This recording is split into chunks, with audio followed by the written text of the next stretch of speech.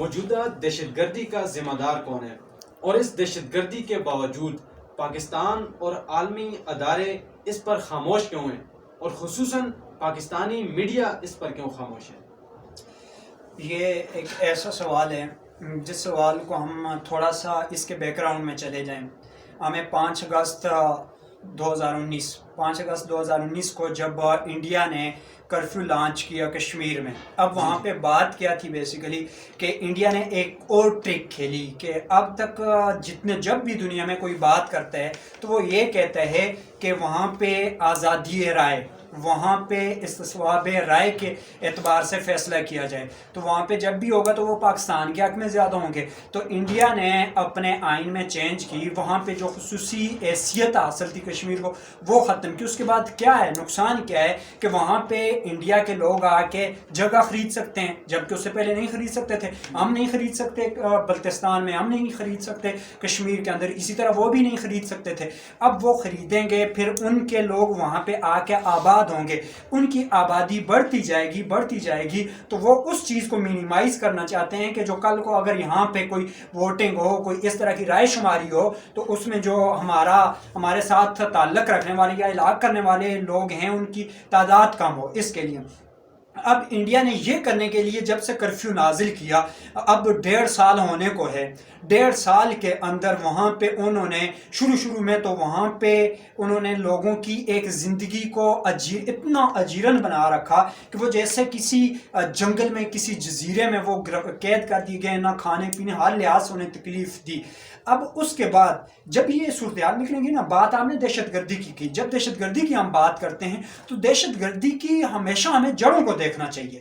دہشت گردی کیوں ہوتی ہے کسی جگہ پہ، اس کی جڑیں کیا ہیں، روٹ کاز کیا ہیں. ہم شاخوں کے بجائے وہ کہیں گے کہ جی یہاں پہ آ کے کشمیر کے اندر جب بھی ان سے بات ہوتی ہے کشمیر کے اندر لوگ آ کے تو ریزسٹ کرتے ہیں. ان سے پوچھا جائے بھائی ریزسٹ کیوں کرتے ہیں یہاں پہ؟ وہ ریزسٹ اس لیے کرتے ہیں کہ وہ انہی کے لوگ ہوتے ہیں، وہاں پہ جو ریزسٹ کرنے والے ہوتے ہیں انہی کے ہوتے ہیں. وہ جاتے ہیں جب تنگ آتے ہیں. آپ ایک بندے کے بھائی کو مار دیں گے، ایک بندے کی بہن کی عزت پامال کریں گے، آپ ایک بندے کے باپ کا خون کریں گے، تو وہ آپ کو دہشت گردی نہیں کرے گا تو وہ کیا کرے گا؟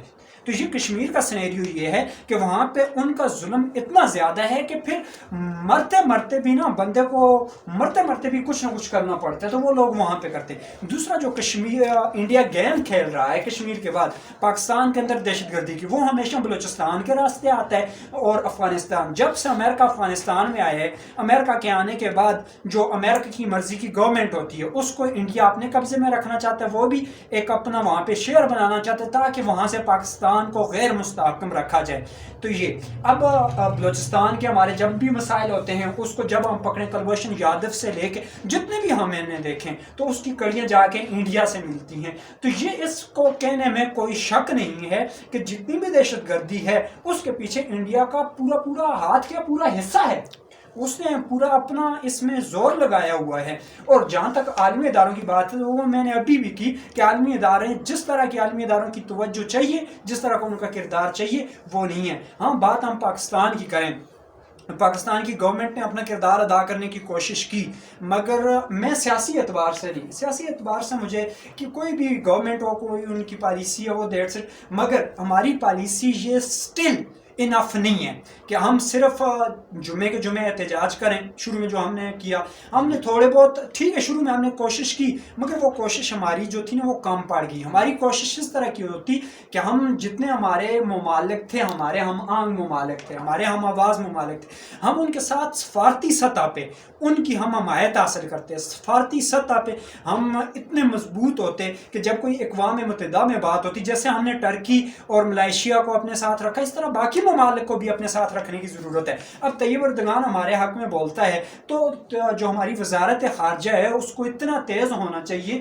کہ وہ باقی ممالک کے ساتھ بھی اپنے روابط قائم کر کے تو جو ہمارا یہ کردار ہے اس طرح نبھایا جائے کہ ہماری آواز جو ہے وہ بین الاقوامی سطح پہ سنی جائے اور یہ مسئلہ کسی حل کی طرف جائے. بلکہ میں اگر مختصراً کہنا چاہوں تو یہ وہ مسئلہ ہے جس کی آزادی کے لیے دنیا کو سوچنا پڑے گا. صرف یہ پاکستان کا مسئلہ نہیں ہے، پوری دنیا کا مسئلہ ہے، انسانیت کا مسئلہ ہے. اور انڈیا کو جب تک دنیا ملامت نہیں کرے گی، شرمندہ نہیں کرے گی. ابھی آپ گوگل کو اٹھا کے دیکھ لیں، ویکیپیڈیا کو آپ اٹھا کے دیکھ لیں. میں نے جیسے پہلے بھی بات کی تھی، جتنے لوگوں نے اقوام متحدہ سے اس میں کردار ادا کیا ہے، آپ ان کی بات دیکھ لیں. آپ اگر ایم نارٹن کو دیکھ لیں، آپ اگر ڈکسن کو دیکھیں، آپ اگر گرام کو دیکھیں، انہوں نے اپنی باقاعدہ رپورٹس میں یہ کہا ہے کہ انڈیا ریجیکٹ کر رہا ہے، انڈیا نہیں مان رہا ہے. بھائی اگر انڈیا نہیں مان رہا ہے تو آپ پھر اتنی قوت اپنے اندر پیدا کریں کہ اسے شرمندہ کریں یا اس سے منوائیں.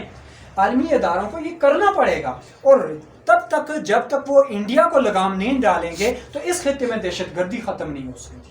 اس کے لیے ضروری ہے، جب ایک طرف سے دہشت گردی ہوگی اس کی ریزسٹ ہوگا. اب ریزسٹ کبھی اچھے طریقے سے ہوتا ہے، کبھی برے طریقے سے ہوتا ہے. تو میرے خیال میں دنیا کو اس کے لیے سوچنا پڑے گا، جاگنا پڑے گا. ہمیں اپنی کوششیں تیز کرنی پڑیں گی. عوام کی دعائیں تو وہ ہیں ہی ہیں، اور کشمیر کو، کشمیری لوگوں کو بھی اپنی جدوجہد کو ایک نئے خطوط پہ آراستہ کرنا پڑے گا. اس میں توانائی لانی پڑے گی. انہیں دیکھنا پڑے گا کہ افغانستان کے لوگوں نے اپنی آزادی کے لیے کیا کچھ کیا، ہمیں بھی کیا کرنا چاہیے. میرے خیال میں یہ چیزیں ضروری ہیں، تب جا کے تو کشمیر جو ہے وہ اپنی منزل کو پائے گا. اور انشاءاللہ امید پوری ہے کہ ایک دن وہ ضرور آئے گا جو دن ہمیں یہ سکون، امن اور یہ دکھائے گا. اور اس کے ساتھ یہ بھی کہنا چاہتا ہوں کہ ہمیں انڈیا سے کوئی بغض نہیں ہے. اگر انڈیا رائے راست پہ آتا ہے تو ہم اچھے مراسم ان سے رکھ سکتے ہیں، اس خطے کے ان لوگوں کی خوشحالی کے لیے، خطے کی خوشحالی کے لیے، عوام کی خوشحالی